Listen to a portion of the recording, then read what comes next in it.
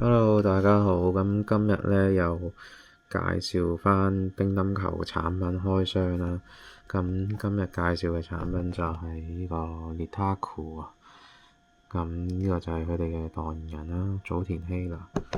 咁要數 Littaku 咧最暢銷嘅產品同埋最出名嘅產品咧，就係講緊佢哋嘅波，乒乓波。咁佢哋乒乓波工藝咧係世界第一嘅。咁雖然而家主流嘅比賽都係用紅雙喜或者雙魚啦，只不過佢哋係因為一啲關係啦，簽咗佢哋用嘅波，所以先大部分用雙魚或者紅雙喜。但係喺日本嘅國內嘅比賽咧，基本上一定係要用 Littaku 噶啦。咁但係呢個波咧就好難買到真嘅。如果你喺淘寶嗰啲買咧，多數都係假嘅。咁今日剛好啦，咁我就託我朋友就買咗 Littaku 嘅波啦，咁就可以做個比較啦。咁同埋開箱。咁呢一個就係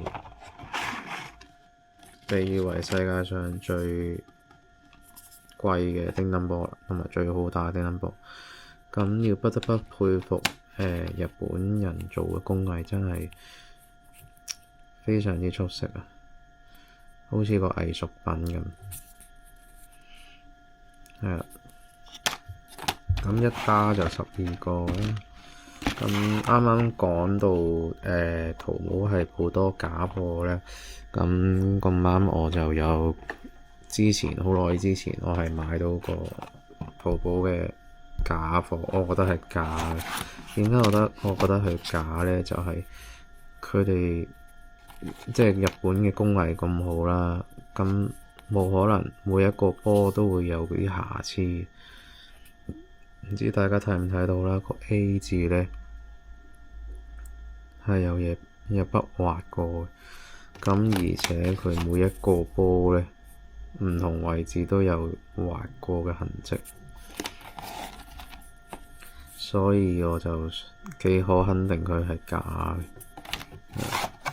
咁真假比價就係咁啦。當然呢個我覺得係假嗰個就係舊嘅版本啦，佢係1301啦。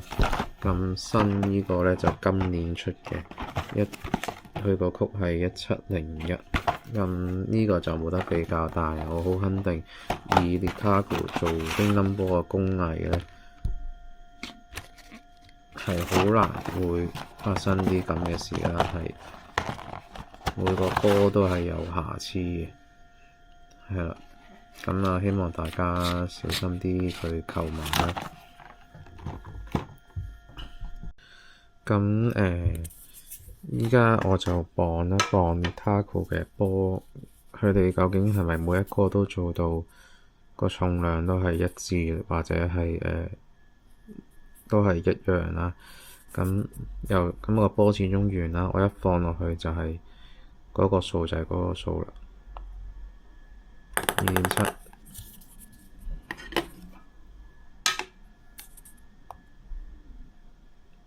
2.7、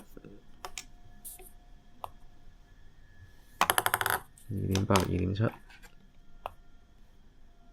2.7、2.8、2.8、2.7、2.8。咁其實真係每一個都基本上做到係一致嘅。咁如果你每個波一致嘅話咧，咁你訓練啊或者比賽咧，就算你打完個波唔打另個新波咧，佢嗰個手感都係一樣。咁事實上佢真係做到係非常之一致，好均真啊！咁大概今日嘅分享就係咁多，拜拜。